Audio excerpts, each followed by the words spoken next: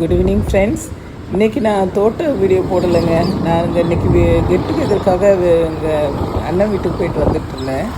அப்போது இந்த ஐசிஎஃப் பெரம்பூர் அந்த ரோட்டில் வரும்போது அந்த ரெண்டு சைடும் மரங்களும் அந்த குளிர்ச்சி, அந்த நம்ம நேச்சரை அப்படியே ஃபீல் பண்ணது ரொம்ப நல்லா இருந்தது. சரி, நம்ம இன்றைக்கி வீடியோ தான் எடுக்கலை, நம்ம தோட்ட வீடியோ தான் எடுக்கலை, நம்மளோட எக்ஸ்பீரியன்ஸை நம்ம வீடியோ எடுக்கலாம், அந்த ட்ரீஸை வீடியோ எடுக்கலாம் அப்படின்னு சொல்லிட்டு எடுத்தேன்.